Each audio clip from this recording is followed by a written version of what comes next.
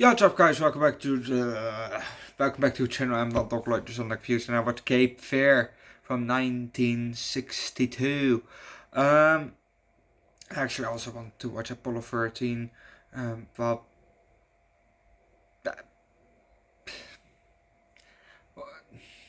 it was on.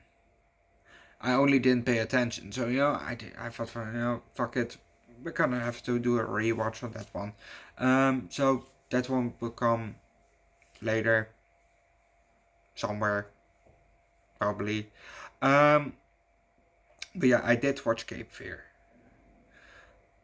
Um, why I wanted to watch Cape Fear was mostly because of from Rick and Morty, that scene where that lady tried to rape Jerry. Um, yeah, and then she was stuck under the car for Cape Fear, and that shit.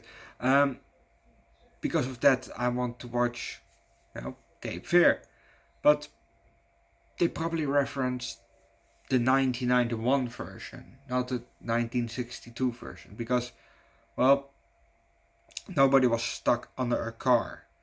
And usually, if they make a Cape Fear reference, it's hanging on the side of a car.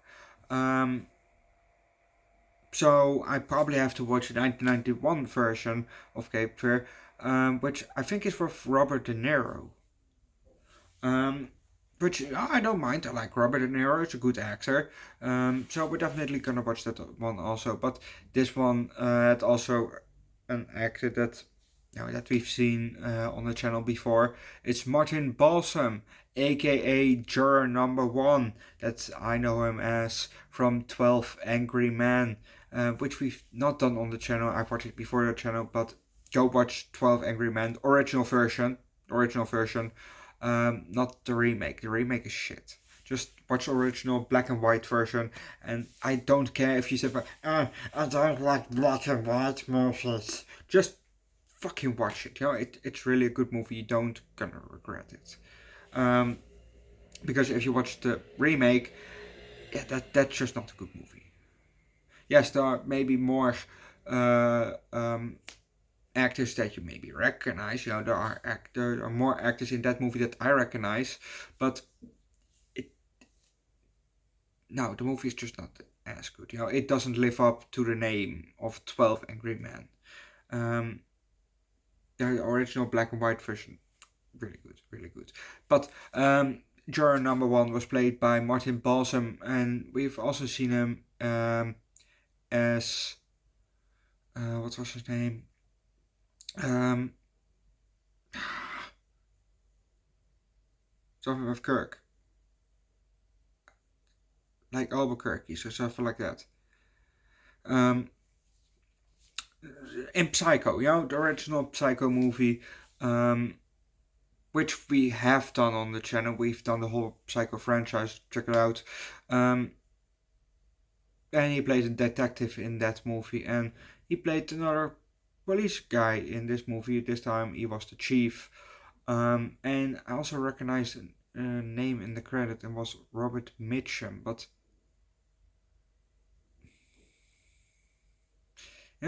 when I looked him up, I don't recognize him. But I have seen him in the movie Scrooged.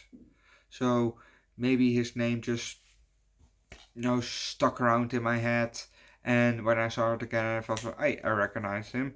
But yeah, I don't really recognize it, man. Um,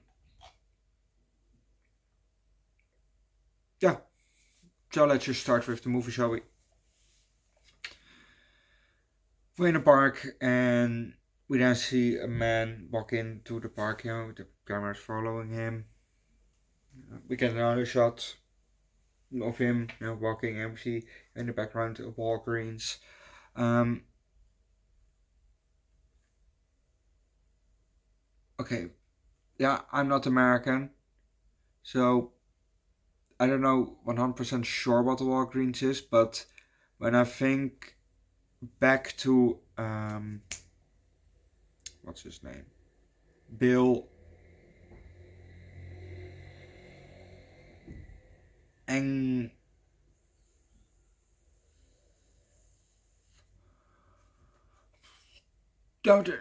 comedian.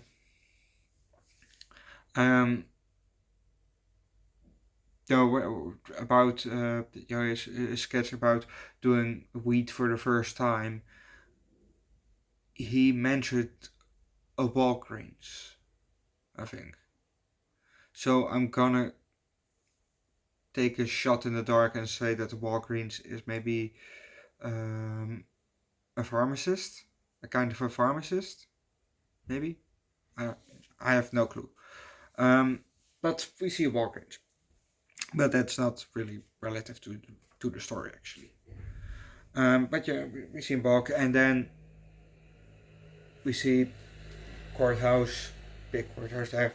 You know, I didn't know it was a courthouse, but there's a big ass building, and we see a street, and cars from the right side, obviously, waiting, to drive further or something. But the guy is walking out from the sidewalk, onto the middle of the road, and just starts walking. Well, he doesn't go first to the middle of the road, but he goes from the sidewalk and slowly, goes to the middle of the road, and then to cross the street there to the courthouse probably. But he could have just go to the end of the pavement or the sidewalk or whatever you want to call it, stoop like we call it here in the Netherlands, and then just cross the street there, not walk in the middle of the fucking road. It's 1962, so maybe it was different back then, but as long as there's sidewalk or pavement or trottoir or stoop or however you want to call it, just walk on that and then take the short side to cross the street. Don't walk in the middle of the fucking road and then cross the street. Don't, because he walked in the middle and then cross the street. It was not he had to cross the street sideways. No, vertical. He had to go that way, not that way. But he went.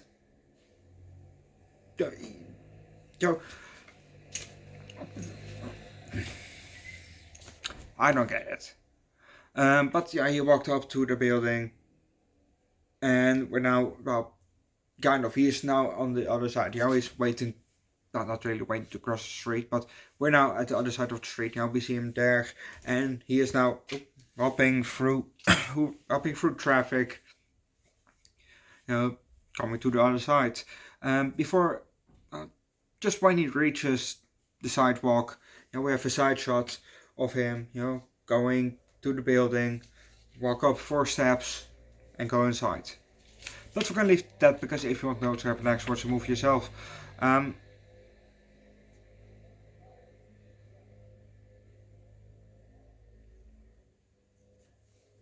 There was a scene in here where our main bad guy is Robert Mitchum, aka Max Cady, and when our main guy Sam Bowden hired some people to beat up Max, I couldn't tell who was who due to the black and white, and I don't know these actors. I couldn't tell who to root for. Eventually somebody had maybe a kind of a chain, and I didn't know, was it Max or was it the hired guys? I legit had no clue who it was. So overall, sorry, the movie was okay.